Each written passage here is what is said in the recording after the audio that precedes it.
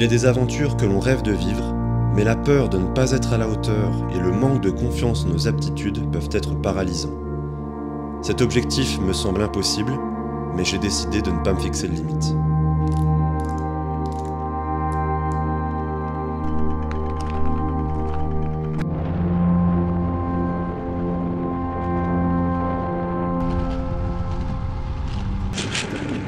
Salut tout le monde! Ça faisait un petit moment qu'on s'était pas vu, en tout cas en format vlog comme ça. Et ben c'est le premier d'une série que je vais appeler Top 100 EDT. EDT pour étape du Tour. Alors vous l'aurez deviné, l'objectif de ma saison 2024, faire un top 100 sur l'étape du Tour. Alors ça vous paraît peut-être un petit peu ambitieux, même un peu beaucoup, pour peut-être pas dire présomptueux, voire orgueilleux. Bah, je vous avoue que moi aussi je le pense. Je pense que c'est très ambitieux. C'est pas mon niveau actuel, puisque comme vous l'avez vu sans doute dans ma vidéo étape du Tour 2023, j'ai fait dans les 300. Donc je suis encore très loin du top 100. Je me suis fixé cet objectif de top 100 et d'appeler cette série de vlogs top 100. C'est pas pour me la péter. Je pense qu'il y a quand même un fort pourcentage de chances que je n'atteigne pas mon objectif. Mais il y a une petite part de chance pour que je l'atteigne aussi. Si je suis vraiment très sérieux dans l'entraînement, que j'ai de la chance aussi, parce qu'il faut aussi une part de chance, ne pas tomber malade, ne pas faire d'erreurs, ne pas avoir d'imprévus qui pourraient mettre en pause l'entraînement. Et ben je me dis que c'est très ambitieux, mais ça reste réalisable. Alors oui, je vous le redis, il y a de fortes chances que je n'y arrive pas, mais je vais tout faire pour y arriver. Et c'est ça qui est intéressant, que j'ai envie de vous montrer, c'est qu'est-ce que je mets en place pour atteindre cet objectif qui est quand même un bel objectif, je trouve, en tout cas à mon niveau. Top 100 sur une étape du Tour, c'est une cyclo sur laquelle il y a 16 000 participants, un très gros niveau, sans doute le niveau le plus relevé sur les cyclos en France, voire dans le monde, parce que je crois qu'on fait pas beaucoup plus gros dans le monde en termes de nombre. Donc voilà, un bel objectif que j'ai envie de vous partager. Donc je vous partagerai tout au fil de la saison mes entraînements au travers de ces épisodes top 100 EDT. Voilà, qu'est-ce que je planifie, quelles séances je mets en place. Et tous les petits détails, tout ce qui pourrait vous intéresser pour progresser et atteindre cet objectif. Et puis de mon côté, ça me fait une source de motivation importante, ça me met un petit peu la pression. Il faut que je m'entraîne, il faut que je fasse les choses sérieusement, il faut que je fasse tout ce qui est en mon pouvoir pour essayer d'atteindre le top 100 en 2024. J'y arrive pas, tant pis. Je ne serai pas déçu à partir du moment où j'aurai fait du mieux que je peux. Et si j'y arrive, eh ben, ce serait incroyable. Ouais, je pense que c'est le mot, ce serait incroyable pour moi. C'est un peu l'objectif d'une vie. Alors autant il y a 3-4 ans, même si j'étais moins fort, je pense que le top 100 était plus facile à atteindre. Autant aujourd'hui, même si j'ai progressé un peu, le niveau moyen du peloton a progressé plus vite que moi. Ou en tout cas, il y a plus de gens qui font du vélo, je ne sais pas, mais en tout cas, le niveau est plus relevé qu'avant. Il s'élève d'année en année, donc ça devient de plus en plus difficile d'améliorer ses classements. Donc, bon, on fera ce qu'on peut. Alors, quel est le programme du jour? Déjà, il faut que je vous remette un petit peu de contexte. Donc, je vais être obligé de vous raconter un petit peu ma vie.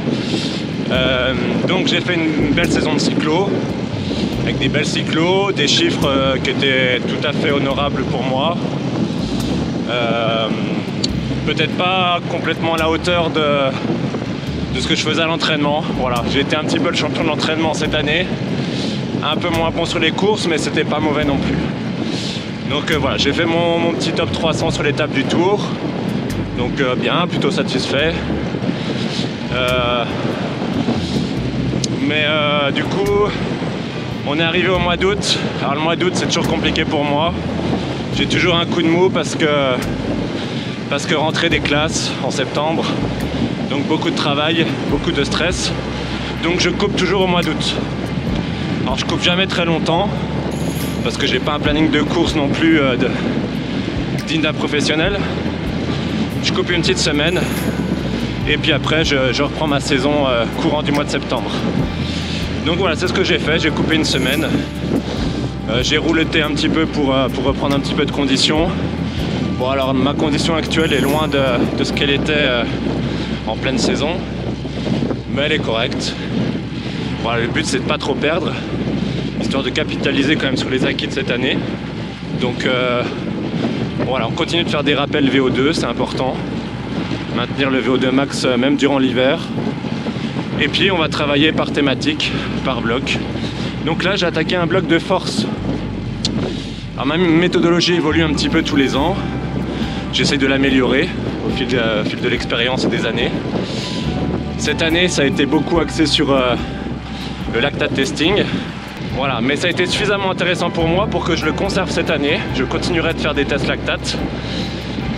Mais je ne base pas toute ma distribution des intensités là-dessus. Et aujourd'hui, séance de force. On arrive ici dans la petite bosse où je vais faire mon exercice de force. Alors toujours une trentaine de minutes avant de commencer l'exercice, un petit gel caféiné pour booster un petit peu les perfs durant l'entraînement. Donc on programme aujourd'hui 3 heures, dont un peu d'intensité puisque je vais faire un 5 x 6 minutes 30 en force. Donc je vais me trouver en zone 4, voire zone 5 parfois. Je fais ça assez haut parce que pour moi pas d'intérêt à faire ça plus bas. Il faut quand même exercer un couple important sur les pédales. Donc voilà, 3 heures avec de l'intensité. Je pars sur 80 grammes de glucides par heure. Donc voilà, 3 x 8, 24, 240 grammes sur la sortie. Alors avant d'attaquer l'exo, je vais faire un petit échauffement, 3 x 2 minutes au-dessus du deuxième seuil. Ça c'est un échauffement que j'ai piqué à Mathieu. Donc voilà, je rends toujours honneur à mes sources. Donc avant d'attaquer l'exo, petit échauffement, 3 x 2 minutes au-dessus du deuxième seuil. Petit échauffement que j'ai piqué à Mathieu, que je trouve super sympa et efficace. Allez, let's go!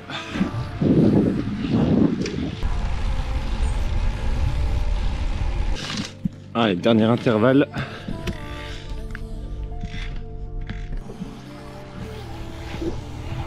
Voilà, échauffement terminé. 3 x 2 minutes, 310, 315 watts. Avec 1 minute de récupération entre les deux, entre les trois intervalles. Donc voilà, je vais y retourner un petit coup les jambes, cool, histoire de faire redescendre un peu le cœur. Et puis on va attaquer l'exercice. Et je vous donnerai des petites infos sur l'exercice en question au fil des séries.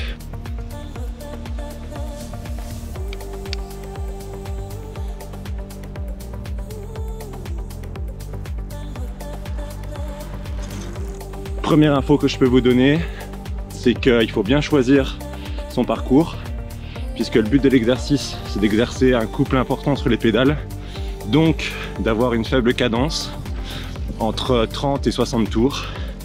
Oui, vous m'avez bien entendu.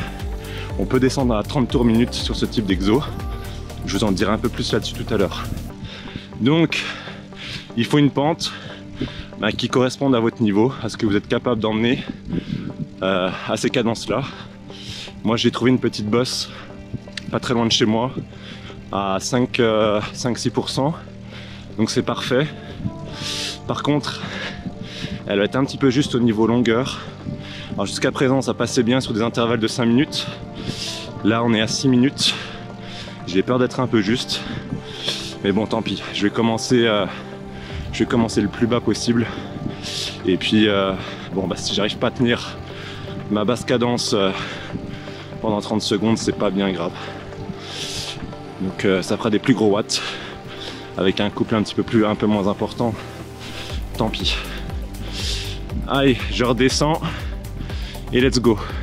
Alors dernière information importante avant de commencer que j'ai oublié de vous dire, très important, je remplace, donc je vais mettre la séance et je vais remplacer les watts par le couple, je vais afficher le couple. Les watts c'est bien quand je fais mon endurance ou d'autres types d'exercices, mais sur les séances de force j'aime bien afficher le couple. J'ai fait une story Insta pour vous expliquer l'intérêt de mettre le couple et comment mettre le couple sur le Wahoo. Donc voilà, bah, je vous invite à aller voir Insta. Allez c'est parti.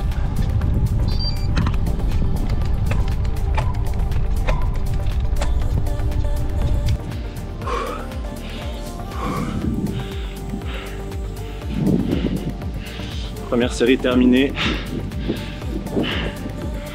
Donc 6 minutes, entre 30 et 35 tours pour en gros 80 Nm et 30 dernières secondes où là on appuie plus fort pour aller chercher les 100 Nm. On pense bien à boire, à s'alimenter.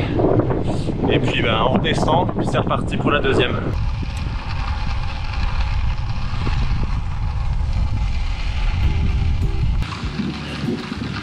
Fin de la deuxième série. Et voilà, ça commence un peu à piquer. Bon, ça fait pas des gros watts, hein. J'affiche pas les watts, c'est fait exprès. Mais bon, je sais à peu près ce que ça donne. Je dois être autour des 300 watts. Pendant 6 minutes 30, donc rien d'extraordinaire pour moi. Mais par contre, le fait d'être à 30 tours minutes, clairement, ça fait mal. Ça fait mal. Je vais vivre une deuxième info. Pourquoi est-ce que je suis à 30 tours minutes? Il y en a, je suis sûr que dans les commentaires, il y en a qui vont me hurler dessus en me disant Cédric, t'es fou, tu vas te casser les genoux. Non, je vous rassure, je sais ce que je fais. Alors c'est toujours pareil, il faut respecter un principe de progressivité. J'ai pas commencé ces séances de force à 30 tours minutes. J'ai commencé entre 50 et 60 tours. Et puis au fur et à mesure, j'ai baissé progressivement. Donc il n'y a pas de raison de se blesser en faisant comme ça. Alors évidemment, je parle pour moi, on a tous des contraintes musculaires au niveau ligamentaire. On a tous une condition différente, donc on ne pourra pas tous descendre à 30 tours, c'est évident. Ça dépend aussi de votre âge et de votre état de forme, de votre état de santé. Mais dans mon cas, je vous rassure, j'ai aucun souci à faire ça, j'ai aucune douleur, tout se passe très bien. Au contraire même, je dirais que ça me renforce. Donc voilà, donc j'y suis allé progressivement. Donc faites ça progressivement, commencez à 60 tours et puis baissez petit à petit de 5 tours à chaque séance ou toutes les semaines pour être encore plus progressif. Et puis vous descendrez jusqu'à le plus bas possible. À la limite, il n'y a pas de limite basse. Bon, je pense qu'on peut descendre, on peut difficilement aller en deçà de 20 tours. 20 tours minutes, ça me paraît compliqué en dessous. Voilà, moi je descendrai pas en dessous de 30 je pense. C'est déjà très bien. Donc pourquoi est-ce que je descends jusqu'à 30? Parce que le but, je vous disais, c'est de chercher un couple important.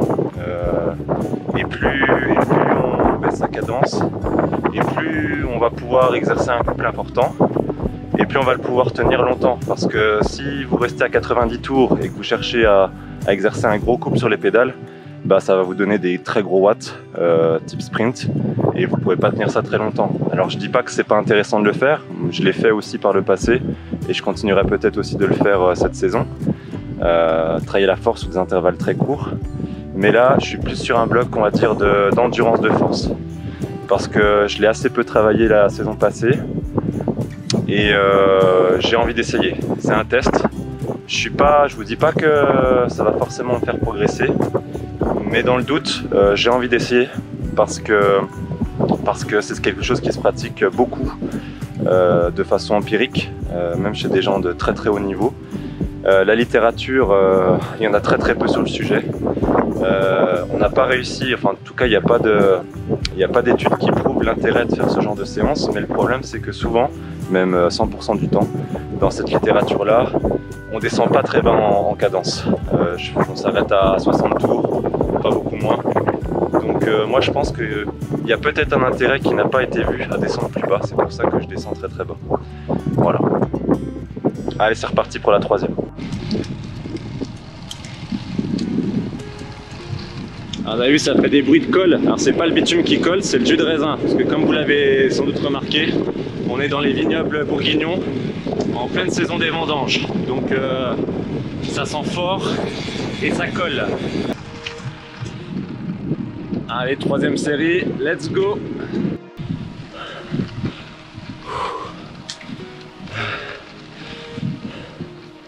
Ah ouais, à coller, c'est le cas de le dire.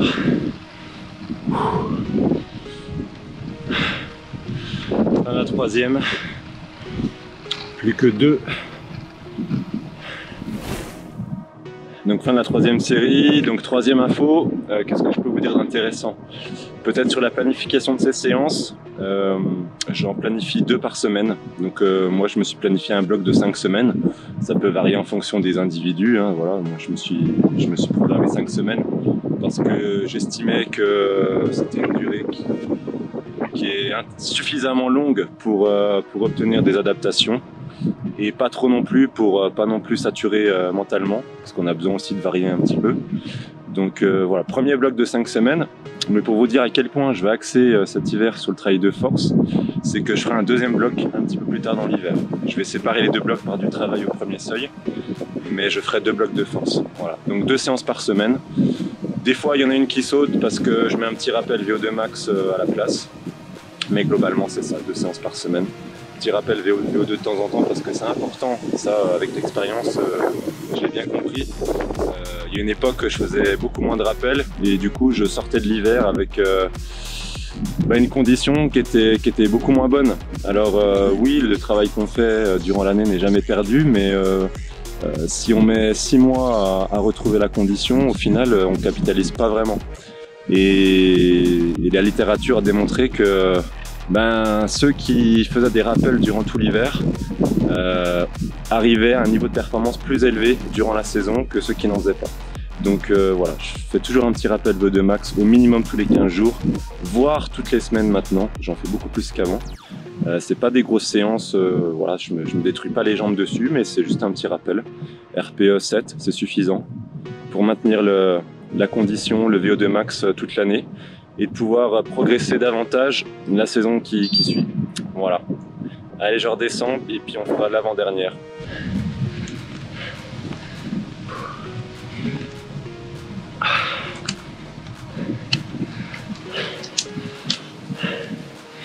Bon je vous garantis qu'au bout de la 4e, on sent bien les fibres.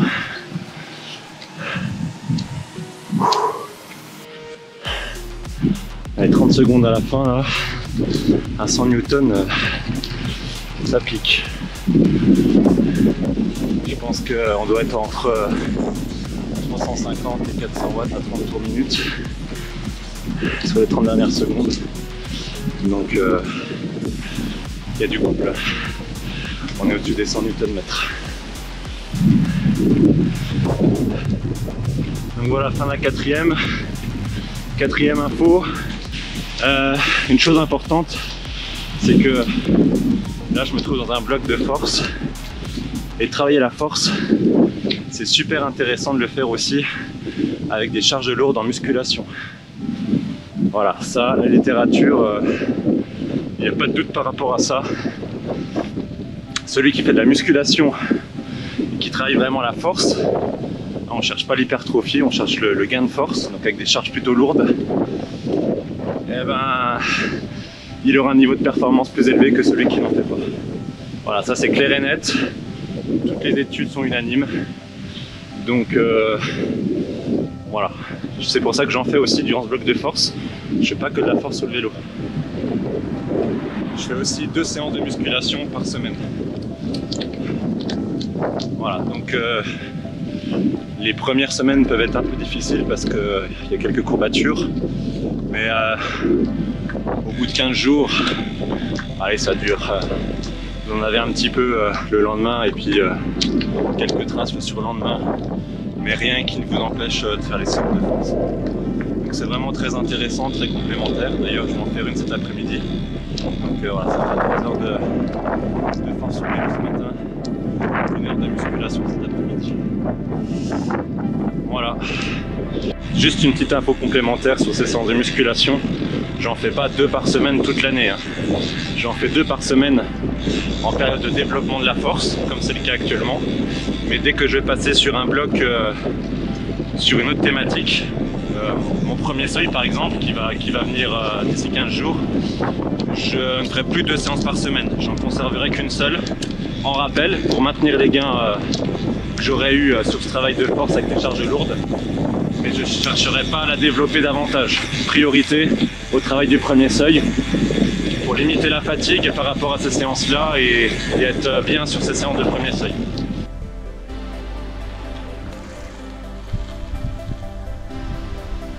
Bon bah c'est l'heure de la 5e info. Ce que je peux vous dire, c'est que là j'ai fini mon exercice.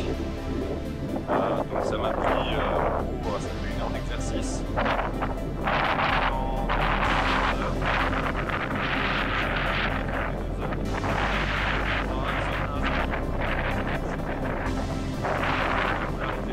Générer le minimum de fatigue et je dirais même zone 1, surtout pour terminer là. Autant on peut faire un petit peu de zone 2 pour s'échauffer au début, autant après j'aime bien rentrer pépère, zone 1, histoire de faire du volume en générant le minimum de fatigue. Ça permet de polariser à fond la séance et d'en récupérer plus facilement et de l'assimiler plus facilement derrière. Surtout quand on commence à avoir des volumes importants, comme c'est mon cas pour des 15 heures semaine. Voilà, si vous aviez des volumes plus petits ou si vous entraînez que 3 fois dans la semaine, bon, ça se discute. On peut faire un peu plus intense. Mais voilà, aujourd'hui l'objectif c'était travailler la force. C'est pas très le premier seuil, donc pas trop d'intérêt pour moi de compléter avec du volume en zone 2 ou en haute zone 2. Je dis pas que c'est pas intéressant de le faire parfois, de combiner haute zone 2 et intensité, mais aujourd'hui, pas trop d'intérêt pour moi. Voilà, sur ce, je vous laisse. Et puis, je vous dis à la prochaine sur la prochaine séance. Bye bye. Salut tout le monde. Donc on est le lendemain de la séance de force.